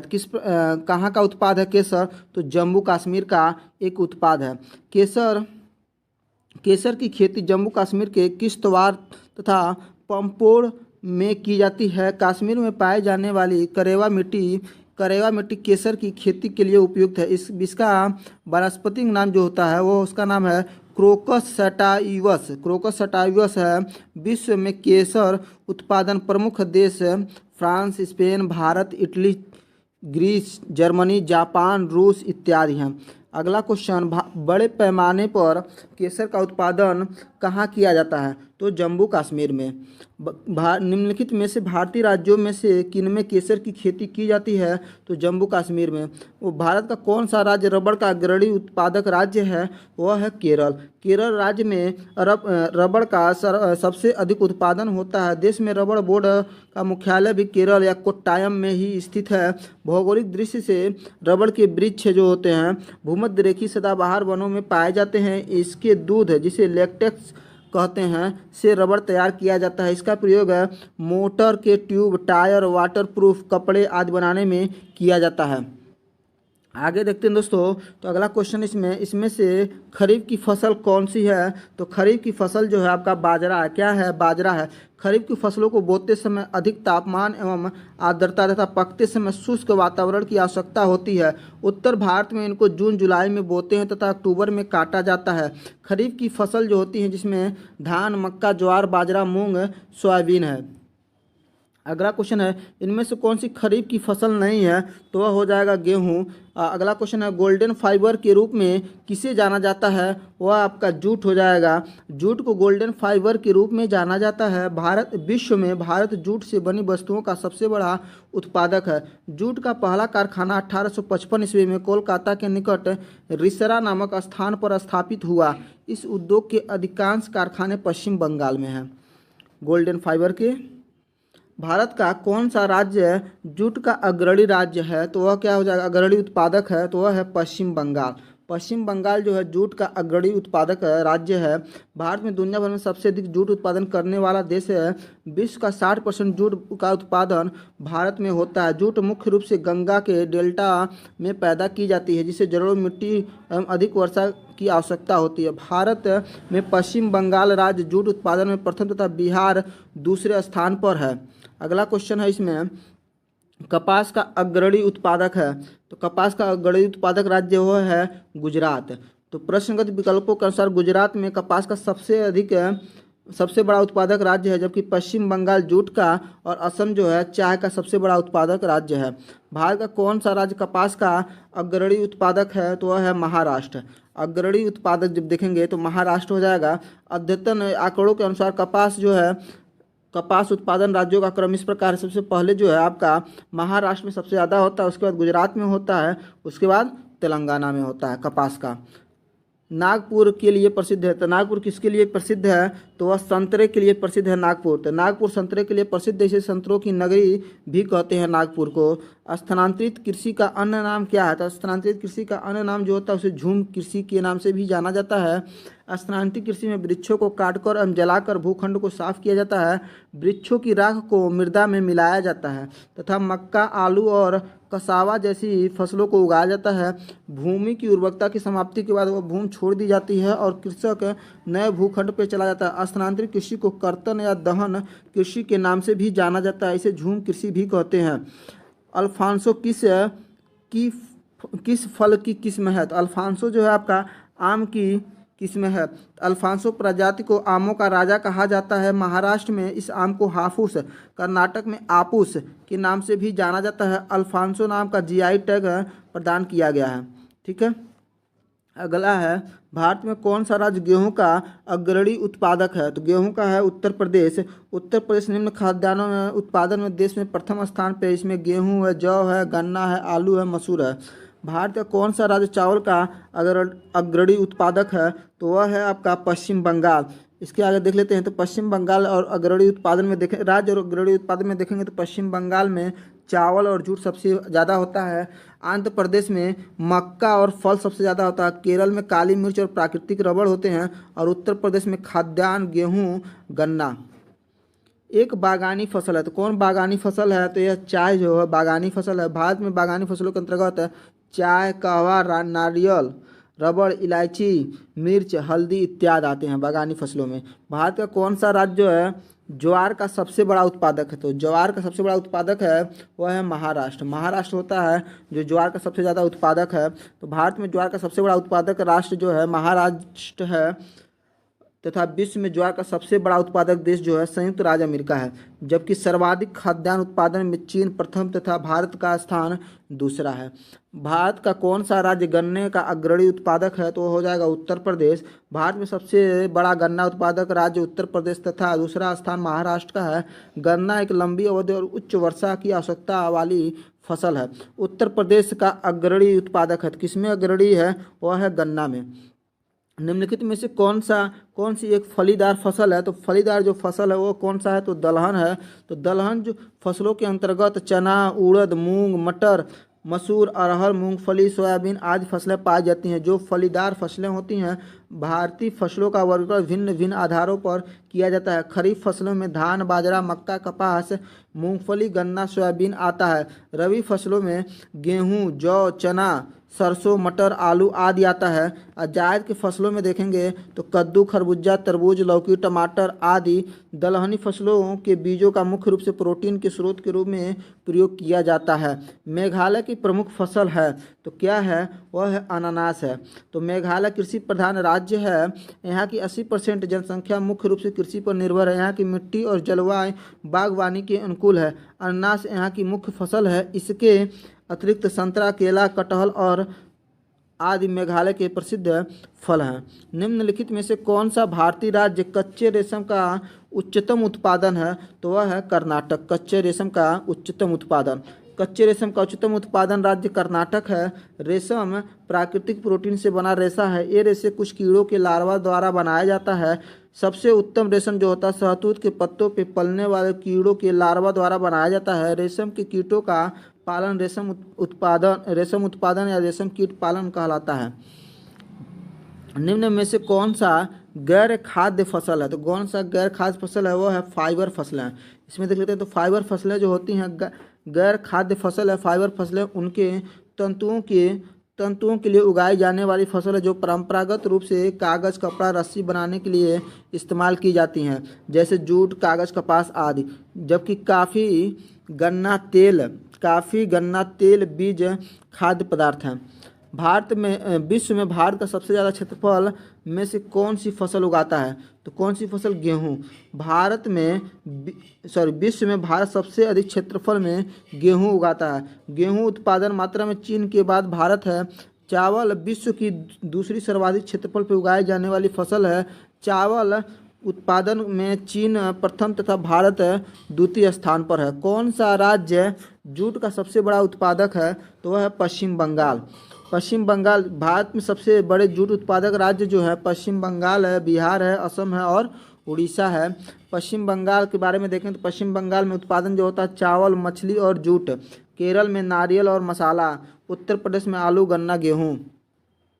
भारत में सबसे ज़्यादा खेती किस प्रकार की होती है, किस फसल की होती है, तो वह है चावल। चावल की खेती सबसे सर्वाधिक होती है। तो चावल हमारे देश की सर्व प्रमुख खाद्यान्न फसल है। चावल के उत्पादन के लिए 20 से 28 डिग्री सेंटीग्रेड तापमान और 100 सेंटीमीटर से अधिक वर्षा वाले जलोढ़ मृदा की आवश्यकता होती है। उत्पादन की दृष्टि से चीन के बाद भारत विश्व में चावल का दूसरा सबसे बड़ा उत्पादक है। अंतर्राष्ट्रीय चावल अनुसंधान संस्थान मनीला, फिलीपींस तथा भारत में राष्ट्रीय चावल अनुसंधान संस्थान कटक, उड़ीसा चावल की कृषि में शोधरत है। निम्नलिखित में से कौन सा सही है, तो आपका हो जाएगा गेहूं जो है आपका रबी का फसल है, यही आपका सही होगा, बाकी तीनों गलत हो जाएंगे। इसमें आगे देख लेते हैं तो गेहूं रबी की फसल है। यह सामान्यतः अक्टूबर नवंबर के महीने में बोई जाती है। इन फसलों की बुआई के समय कम तापमान और पकते समय शुष्क और गर्म वातावरण की आवश्यकता होती है। आगे देखते हैं दोस्तों, तो यह निम्नलिखित में से कौन सा एक भारत का प्रमुख चाय उत्पादक राज्य है, वह है पश्चिम बंगाल। पश्चिम बंगाल जो चाय का प्रमुख उत्पादक राज्य है। भारत की प्रमुख पेय फसल जो है चाय है। इसकी भौगोलिक दशाएं जो है 150 से 250 सेमी वार्षिक वर्षा, 24 से 30 सेंटीग्रेड तक उच्च तापमान, 24 से 30 तक का उच्च तापमान, हरी एवं गंधक वाली मिट्टी आदि है। यह एक श्रम प्रधान कृषि है। चाय उत्पादन में असम प्रथम तथा पश्चिम बंगाल का स्थान इसमें द्वितीय है। अगला है, अधिकतर केरल, तमिलनाडु और कर्नाटक में होने वाली निम्नलिखित में से किस फसल को 35 डिग्री सेल्सियस तापमान और 200 सेंटीमीटर से अधिक वर्षा की आवश्यकता पड़ती है, तो वह है रबड़। रबड़ की फसल को 35 डिग्री सेल्सियस तापमान और 200 सेमी से अधिक वर्षा की आवश्यकता पड़ती है। रबड़ का जन्म जो है ब्राज़ील है। यह उष्णकटिबंधीय पौधा है। रबड़ वृक्ष के दुग्ध लैटेक्स से रबड़ प्राप्त होता है। भारत में विश्व के उत्पादन का लगभग 1.7% प्राकृतिक रबड़ का उत्पादन किया जाता है। रबड़ उत्पादन में भारत के केरल, तमिलनाडु और कर्नाटक राज्य अग्रणी हैं। अगला है, देश में दूध के कुल उत्पादन का लगभग 17.22% दूध उत्पादित करने वाला देश का सबसे बड़ा दूध उत्पादक राज्य है। वह कौन सा राज्य है? उत्तर प्रदेश। वर्ष 2017-18 के आंकड़ों के अनुसार उत्तर प्रदेश दूध उत्पादन में देश के कुल दुग्ध का 17.22% उत्पादन के साथ शीर्ष पे है। वही दुग्ध उत्पादन में राजस्थान जो है दूसरे स्थान पर है।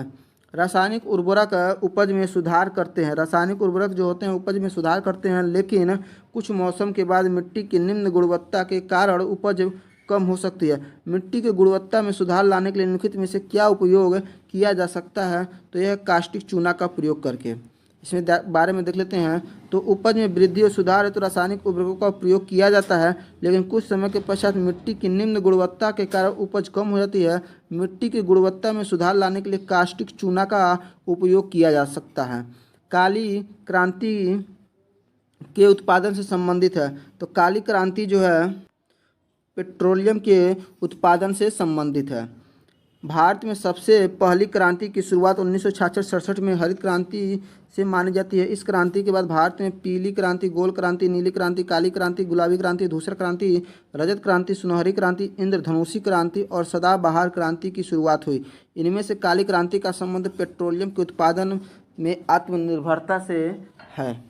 अगला है, भारत में हरित क्रांति के अग्रदूत और प्रसिद्ध कृषि वैज्ञानिक कौन हैं? तो यह है गुरुचरण सिंह कालकट। कौन है? गुरुचरण सिंह कालकट, जो हरित क्रांति के अग्रदूत और प्रसिद्ध कृषि वैज्ञानिक हैं। गुरुचरण सिंह कालकट एक भारतीय कृषि वैज्ञानिक और वर्ष 2005 में पंजाब राज्य किसान आयोग के संस्थापक अध्यक्ष थे। ये पंजाब में हरित क्रांति के क्षेत्र में अपने योगदान के लिए जाने जाते हैं। भारत सरकार द्वारा इन्हें 1981 में पद्मश्री और 2007 में पद्म भूषण से सम्मानित किया गया है। भारत में खनिज संसाधन, इसमें से कौन सा राज्य जो होता है बॉक्साइट का सबसे बड़ा उत्पादक है? सबसे बड़ा उत्पादक जो राज्य है बॉक्साइट का वह है उड़ीसा। बॉक्साइट एल्युमिनियम का एक अयस्क है। वर्ष 2018-19 के अनुसार भारत में बॉक्साइट का सबसे बड़ा उत्पादक राज्य जो है उड़ीसा है। इसके पश्चात झारखंड है, उसके पश्चात गुजरात है, छत्तीसगढ़ तथा महाराष्ट्र का स्थान है। जादूगोड़ा की खान के लिए प्रसिद्ध है। किसके लिए प्रसिद्ध है? तो यूरेनियम के लिए प्रसिद्ध है। तो जादूगोड़ा की खान जो है यूरेनियम के लिए प्रसिद्ध है। आगे देखते हैं, भारत में निम्नलिखित में से कौन सा राज्य जो है वैनेडियम का प्रमुख उत्पादक बन गया है? तो वैनेडियम का प्रमुख उत्पादक जो है अरुणाचल प्रदेश बन गया है। अरुणाचल प्रदेश भारत का प्रमुख वैनेडियम उत्पादक राज्य बन गया है। यह एक ऐसी उच्च मूल्य की धातु है जिसका उपयोग स्टील और टाइटेनियम को मजबूत करने में किया जाता है। उल्लेखनीय है कि वैनेडियम के सबसे बड़े भंडार चीन में है, इसके बाद दक्षिण अफ्रीका और रूस में है। भारत में वैनेडियम धातु का कुल अनुमानित भंडार जो है 24.63 मिलियन टन है। छत्तीसगढ़ में स्थित हंसदेव घाटी की खदानों के लिए प्रसिद्ध है। किसके लिए प्रसिद्ध है? तो वह कोयला के खदानों के लिए प्रसिद्ध है। छत्तीसगढ़ में स्थित हंसदेव घाटी। तो छत्तीसगढ़ में स्थित हंसदेव घाटी जो है कोयले के खदानों के लिए प्रसिद्ध है। विश्व में कोयला के उत्पादन में भारत का तीसरा स्थान है, जबकि पहले और दूसरे पे क्रमशः चीन और अमेरिका हैं। भारत में कोयला उत्पादन में उड़ीसा, छत्तीसगढ़, झारखंड क्रमशः पहले, दूसरे और तीसरे स्थान पे। सबसे पहला पे कौन है? उड़ीसा है, दूसरे पे छत्तीसगढ़, तीसरे पे झारखंड है। एंथ्रेसाइट सबसे कम उत्तम श्रेणी का कोयला है। कोयले को उद्योग की रोटी या काला सोना भी कहा जाता है। लोह अयस्क की खान बादाम पहाड़ किस राज्य में स्थित है? तो किस राज्य में स्थित है? वो है उड़ीसा में। इसके बारे में देख लेते हैं। तो लोह अयस्क की खान और संबंधित राज्य देखेंगे तो बादाम पहाड़ या गुरु महिसानी जो है उड़ीसा राज्य में है। नोआ मंडी या कोटामारी या बुरू या पलामू जो है वह झारखंड में है। और फिर डल्ली राजहरा बैला डीला रायगढ़ जो है छत्तीसगढ़ में है। और बेलारी या केंद्र मुख्य पहाड़ी जो है कर्नाटक, और इसके अलावा बाबू बुदन पहाड़ी क्षेत्र भी क्या है? कर्नाटक में ही है। आगे देखते हैं, निम्न दिए गए विकल्पों में से विश्व का सबसे बड़ा अभ्रक भंडार किस देश में स्थित है? तो भारत में है। कहाँ पे है? भारत में। अभ्रक एक खनिज है। अभ्रक के उत्पादन में भारत विश्व का सबसे बड़ा देश है। अभ्रक का प्रमुख अयस्क जो होता है फीमाटाइट होता है। क्या होता है? फीमाटाइट होता है।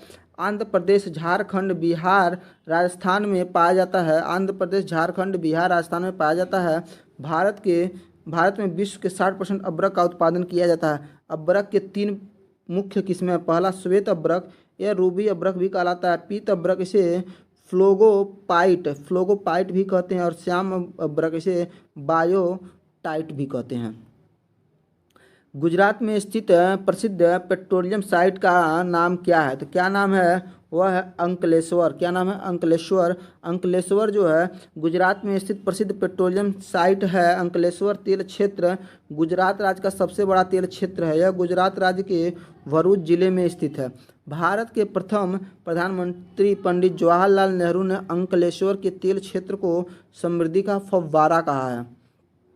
अब्रक के बारे में निम्नलिखित में से कौन सा कथन सही है? तो ये हो जाएगा, यह लोहा और सिलिका और मैग्नीशियम से मिलकर बना होता है। यही आपका सही हो जाएगा। इसमें देख लेते हैं। तो अब्रक जो है एक बहुउपयोगी खनिज है जो आग्नेय तथा रूपांतरित चट्टानों के परतों के रूप में पाया जाता है। यह पारदर्शक, लचीला और ताप विद्युत निरोधक है। यह लोहा, पोटेशियम, सिलिका और मैग्नीशियम से मिलकर बना होता है। भूपर्पटी में अब्रक का भाग जो होता है 5% होता है। उड़ीसा के कोरापुट जिले के पचपंटमाली में किस खनिज के विशाल भंडार मौजूद हैं? किसके? तो बॉक्साइट के। ठीक, बॉक्साइट को कोरापुट जिले में पंचपटमाली में बॉक्साइट खनिज के विशाल भंडार मौजूद हैं। बॉक्साइट एक अयस्क है जिसका उपयोग एल्युमिनियम के विनिर्माण से किया जाता है। बॉक्साइट मुख्यतः टर्शियरी निक्षेपों में पाया जाता है और लेटेराइट चट्टानों से संबंधित है। यह प्रायद्वीपीय भारत के पठारी क्षेत्रों और तटीय क्षेत्रों में पाया जाता है। उड़ीसा बॉक्साइट अयस्क का सबसे बड़ा उत्पादक राज्य है। यहाँ के कालाहांडी, संबलपुर, बोलनगिर तथा कोरापुट क्षेत्र जो होते हैं बॉक्साइट के अग्रणी उत्पादक क्षेत्र हैं। भारत में इनमें से किस राज्य में यूरेनियम का सबसे बड़ा भंडार मौजूद है? तो यूरेनियम का सबसे बड़ा भंडार कहाँ पे है? वह है आंध्र प्रदेश में। कहाँ पे है? आंध्र प्रदेश में। यूरेनियम काले रंग का परमाणुविक खनिज है जिसकी प्राप्ति आर्कियन और धारवाड़ शैलों से होती है। यूरेनियम को मेटल ऑफ होप के नाम से भी जाना जाता है। तो किसको मेटल ऑफ होप के नाम से जाना जाता है? तो यूरेनियम को। आंध्र प्रदेश में यूरेनियम का सबसे बड़ा भंडार मौजूद है। यहाँ के कडप्पा जिले में स्थित तुमलापल्ली जो है यूरेनियम खादान देश की सबसे बड़ी यूरेनियम खादान है। झारखंड का जादूगोड़ा क्षेत्र यूरेनियम के उत्पादन के लिए प्रसिद्ध है। अगला क्वेश्चन है, इनमें से किस भारतीय राज्य में हेमेटाइट की सर्वाधिक भंडार मौजूद है? तो किस राज्य में हो जाएगा? तो इसका आंसर हो जाएगा उड़ीसा। क्या हो जाएगा? उड़ीसा। इसके बारे में देख लेते हैं। तो भारत के प्रमुख 4 प्रकार के लौह अयस्क पाए जाते हैं। इसमें जो है पहला है मैग्नेटाइट, हेमेटाइट, लिमोनाइट और सिडेराइट। तो इसको हेमेटाइट किस्म की लोहे की सर्वाधिक भंडार जो है वह उड़ीसा में पाई जाती है। लौह अयस्क भंडार के शीर्ष राज्य जो हैं वह कर्नाटक है, उड़ीसा है, झारखंड है। लौह अयस्क उत्पादक शीर्ष राज्य एक भंडार में है और एक उत्पादक में है। तो उत्पादक में देखेंगे तो उड़ीसा पहले पे आ जाता है, छत्तीसगढ़ दूसरे पे है, कर्नाटक जो है ये तीसरे पे है। ठीक है। अगला, भारत में अधिकांश क्रोमाइट भंडार कहाँ पाए जाते हैं? तो क्रोमाइट भंडार जो है सबसे ज़्यादा ये पाए जाते हैं उड़ीसा में। क्रोमाइट जो है लोहा और क्रीमियम का ऑक्साइड है। लोहा और क्रीमियम का ऑक्साइड है जो आग्नेय शैलों में पाया जाता है। अप्रैल 2015 के आधार पर देश में क्रोमाइट का अनुमानित संसाधन जो है वह 344.02 मिलियन टन है, जिसमें 102.21 मिलियन टन संरक्षित तथा 241.41 मिलियन टन संचित भंडार है। संचित भंडार तथा उत्पादन दोनों ही दृष्टियों से उड़ीसा का इस पे एकाधिकार 90% से अधिक है। झारखंड इनमें से किस जिले में बॉक्साइट पाया जाता है? झारखंड के इनमें से किस जिले में बॉक्साइट पाया जाता है? तो वह है आपका लोहारडागा, गुमला और लतेहर, मतलब तीनों में पाया जाता है। मतलब उपयुक्त में से सभी हो जाएगा आपका। तो झारखंड में लोहारडागा, लातेहार और गुमला आदि जिले में बॉक्साइट उत्पादन के लिए प्रसिद्ध है। लोहारडागा को बॉक्साइट नगरी के रूप में भी जाना जाता है। भारत का कौन सा राज्य कोयले का सर्वाधिक भंडार है? तो कोयले का सर्वाधिक भंडार जो है वो है झारखंड में। कहाँ पे है? झारखंड में। भारत के झारखंड में कोयले का सर्वाधिक भंडार है, जबकि उड़ीसा दूसरे पे तथा छत्तीसगढ़ तीसरे स्थान पर है। भारत में निकाले गए कोयले में से 67% कोयला जो है विद्युत बनाने में प्रयोग किया जाता है। भारत में कोयले का निष्कर्षण कोल इंडिया लिमिटेड द्वारा किया जाता है। इसकी स्थापना 1975 में की गई। कोयला उत्पादन में भारत का विश्व में तीसरा स्थान है। पहला स्थान इसका चीन का है, दूसरा यूएसए का, तीसरा भारत का है। कार्बन की मात्रा के आधार पर कोयला 4 प्रकार का होता है, एंथ्रेसाइट, बिटुमिनस, लिग्नाइट, पीट। इसमें सबसे शुद्ध जो कोयला होता है वह है एंथ्रेसाइट। भारत का कौन सा राज्य सोने का सबसे बड़ा उत्पादक राज्य है? तो वह कौन सा राज्य हो जाएगा? कर्नाटक। कर्नाटक हो जाएगा। कर्नाटक है भारत में सबसे बड़ा सोने का उत्पादक राज्य है। यह पूरे देश का करीब 88.7% सोना निकाला जाता है। यहाँ कोलार, धारवाड़, हसन और रायचूर जिले से सोना निकाला जाता है, जबकि चीन विश्व का सबसे बड़ा सोना उत्पादक देश है। निम्नलिखित में से कौन सी भारतीय खदान दुनिया की सबसे बड़ी यूरेनियम खदानों में से एक है? वह है क्या? तुमालापल्ली खदान। कौन सा है? तो तुमालापल्ली खदान जो है यह यूरेनियम खदानों में से सबसे बड़ी खदान है। इसके बारे में देख लेते हैं। तुमालापल्ली यूरेनियम अयस्क खदान आंध्र प्रदेश के कडप्पा जिले में स्थित है। भारत के परमाणु ऊर्जा आयोग द्वारा किए गए शोध के परिणामों में विश्लेषकों का यह निष्कर्ष निकाला गया है कि यह खदान दुनिया में यूरेनियम के सबसे बड़े भंडार के रूपों में से एक हो सकती है। यूरेनियम का उपयोग परमाणु ऊर्जा संयंत्र में ईंधन के रूप में किया जाता है। भारत के किस राज्य में सबसे पुराना और सबसे बड़ा तेल क्षेत्र मौजूद है? तो वह है असम। भारत का सबसे पुराना और सबसे बड़ा तेल उत्पादक क्षेत्र जो है डिगबोई है। यह भारत के असम राज्य में तिनसुकिया जिले में स्थित है। 1901 में यहाँ से एशिया की पहली रिफाइनरी को शुरू किया गया था। किस भारतीय राज्य में सबसे अधिक अब्रक भंडार है? तो कौन सा है? तो वह है आंध्र प्रदेश। आंध्र प्रदेश है। आंध्र प्रदेश में सबसे अधिक अब्रक भंडार है। यहाँ का नेल्लोर जिला जो है अब्रक उत्पादन के लिए प्रसिद्ध है। इंडियन मिनरल्स ईयर बुक 2018 के अनुसार अब्रक भंडार में आंध्र प्रदेश का 41% का योगदान है। किसका? 41% का। निम्नलिखित में से गुजरात राज्य में स्थित कौन सा शहर अपने हीरे के लिए प्रसिद्ध है? तो हीरा जो है आपका सूरत में होता है। हीरे के उद्योग के लिए गुजरात का सूरत और नवसारी शहर प्रसिद्ध है। सूरत में हीरे की कटिंग पॉलिशिंग का कार्य होता है। वर्तमान में विश्व में प्रचलित 10 हीरो में से 8 हीरो की कटिंग एवं पॉलिश जो होती है सूरत में होती है।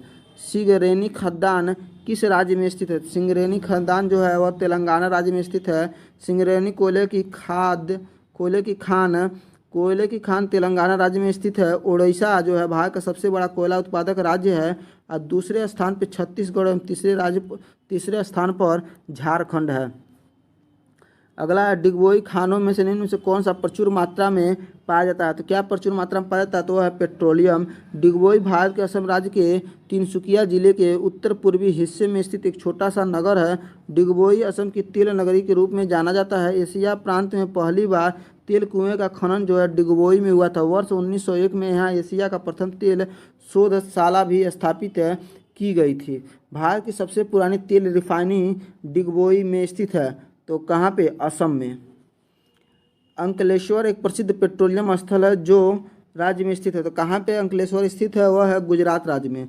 गुजरात राज्य में अंकलेश्वर है स्थित है। तो अंकलेश्वर जो है गुजरात राज्य के भड़ौच जिले में स्थित है। खनिज तेल का उत्पादक क्षेत्र। यहाँ तेल की खोज जुलाई 1958 में हुई थी, जबकि उत्पादन जो है 1961 से शुरू हुआ। गुजरात राज्य में नवगा, कोशंबा, सनद नदी घाटी जो है कदी, ओलपाद, कठाना, ढोलका आदि स्थानों से तेल का विस्तार है। बालाघाट खानों में निम्नलिखित में से कौन सी धातु प्रचुर मात्रा में पाई जाती है? तो वह है मैग्नीज। कौन सा धातु हो जाएगा? मैग्नीज। बालाघाट खान जो है सतपुड़ा पर्वतमाला में मध्य प्रदेश राज्य के बालाघाट जिले में है। इस खान से मैग्नीज धातु का प्रचुर मात्रा में निष्कर्षण किया जाता है। भरवेली तथा उक्वा यहाँ की मुख्य खदानें हैं। भरवेली जो है एशिया की सबसे बड़ी मैग्नीज खदान है। मध्य प्रदेश राज्य जो है खनिज निगम की स्थापना जो 1962 में की गई।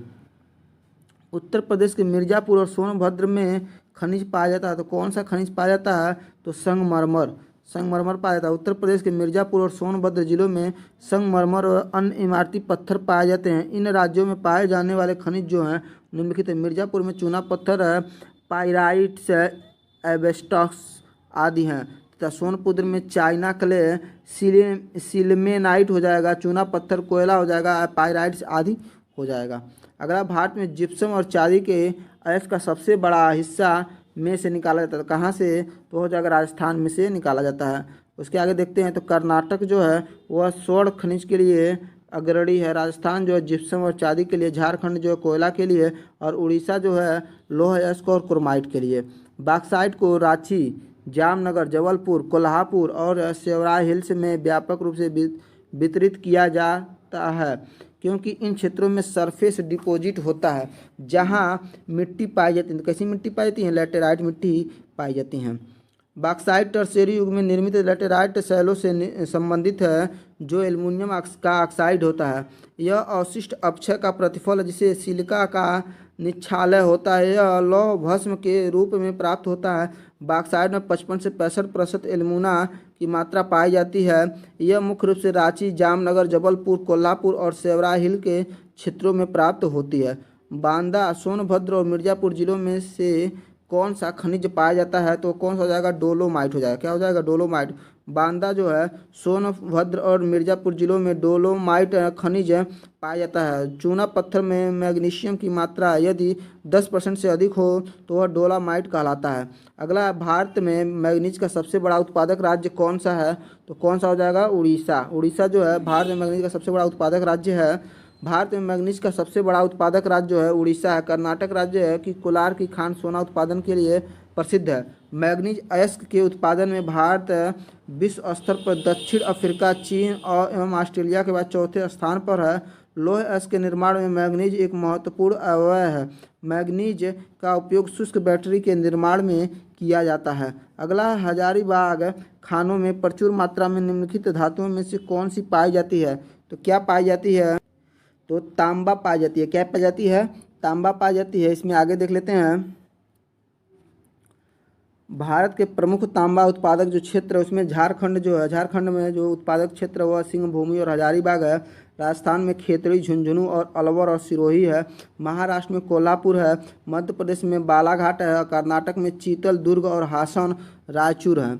अनंतपुर जिले में रामगिरी के लिए प्रसिद्ध है। तो किसके लिए प्रसिद्ध है? तो गोल्ड फील्ड के लिए, गोल्ड फील्ड के लिए प्रसिद्ध है। आंध्र प्रदेश के अनंतपुर जिले में स्थित रामगिरी जो है गोल्ड फील्ड के लिए प्रसिद्ध है। निम्नलिखित में से गलत युग्म की पहचान करें। तो क्या हो जाएगा गलत? इसमें खेतरी जो है लोहा से संबंधित है, गलत हो जाएगा। खेतड़ी या खेतरी भारत के पश्चिम प्रांत राजस्थान के झुंझुनू जिले में स्थित है। यह तांबे की खान के लिए प्रसिद्ध है। भारत में केसर का सर्वाधिक उत्पादन जम्मू कश्मीर राज्य में होता है। भारत में उत्तर प्रदेश का मुरादाबाद जिला जो है पीतल वस्तुओं और पीतल पे की गई हस्तशिल्प के लिए पूरे विश्व में प्रसिद्ध है। इसी प्रकार गुजरात राज्य का सूरत शहर जो है हीरे के व्यापार के लिए जाना जाता है।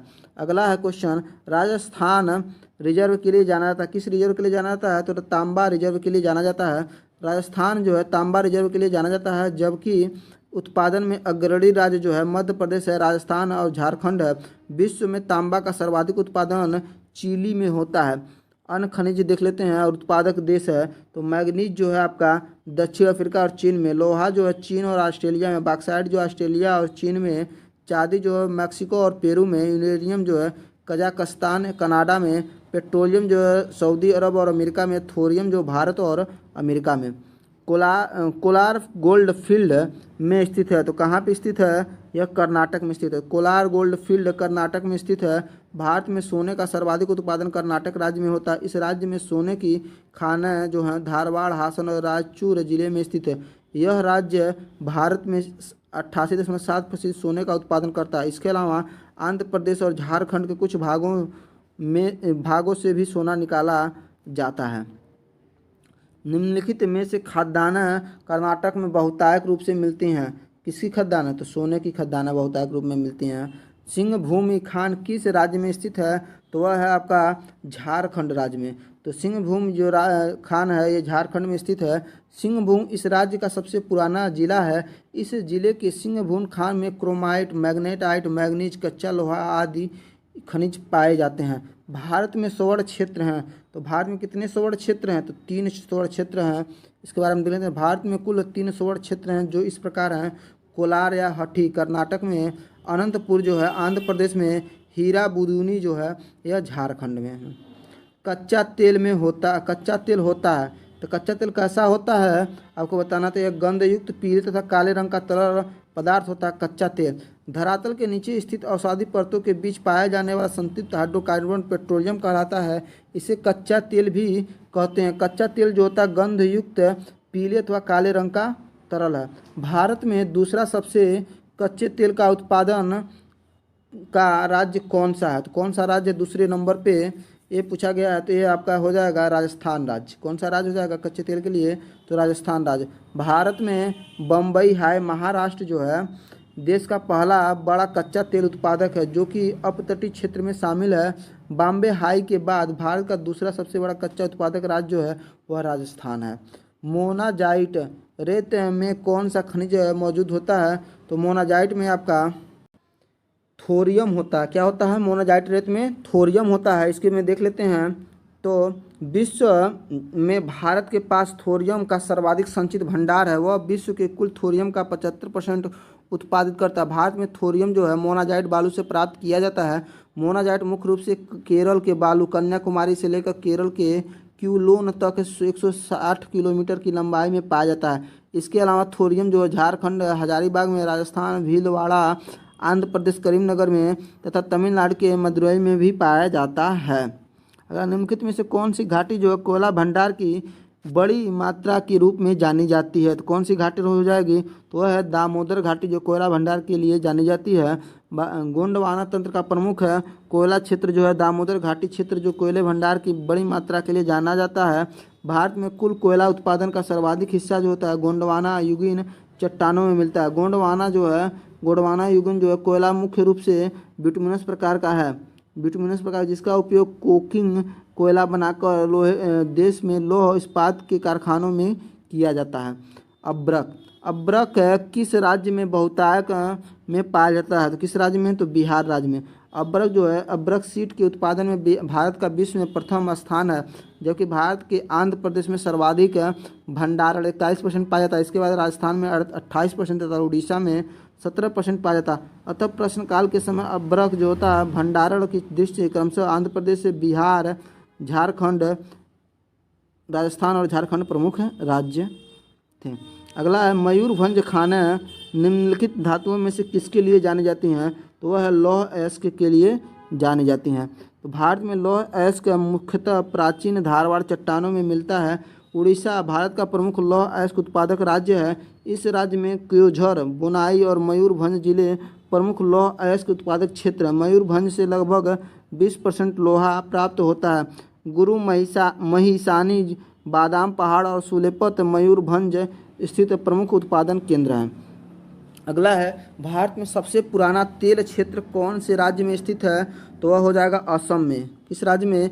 असम में। असम घाटी जो है तेल क्षेत्र भारत का सबसे महत्वपूर्ण एवं प्राचीन तेल क्षेत्र है। सर्वप्रथम असम में सन 1837 में सेना का एक अधिकारी द्वारा तेल की खोज की गई थी। डिगबोई भारत के असम राज्य में तिनसुकिया जिले के उत्तर पूर्वी हिस्से में स्थित एक छोटा सा नगर है, जहां वर्ष 1901 में एशिया का पहला रिफाइनरी को शुरू किया गया था। डिगबोई असम के तेल की नगरी के रूप में जाना जाता है। भारत के अन्य तेल उत्पादक क्षेत्र जो है बॉम्बे हाई है, अकलेश्वर, केजी बेसिन आदि हैं। अगला क्वेश्चन है एशिया का सबसे पुराना तेल उत्पादक क्षेत्र कहाँ पर स्थित है? तो वह है असम में।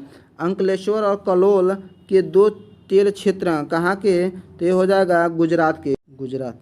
अंकलेश्वर और कलोल गुजरात राज्य के दो तेल क्षेत्र हैं। अंकलेश्वर गुजरात के भरूच जिले में 30 वर्ग किलोमीटर क्षेत्रफल पर फैला खनिज तेल भंडार क्षेत्र है। कलोल अहमदाबाद में स्थित है। इसके अंतर्गत नौग्राम, धोकला, कोशंबा आदि उत्पादक क्षेत्र आते हैं। दोस्तों जो अगला टॉपिक है यह है भारत में प्रमुख उद्योग। इस टॉपिक को मैं अगले वीडियो में पढ़ाऊंगा। अगर आप लोगों को यह वीडियो अच्छा लगा तो प्लीज़ हमारे चैनल को लाइक, सब्सक्राइब और शेयर ज़रूर करिएगा और अपने दोस्तों को भी बताइएगा। धन्यवाद दोस्तों।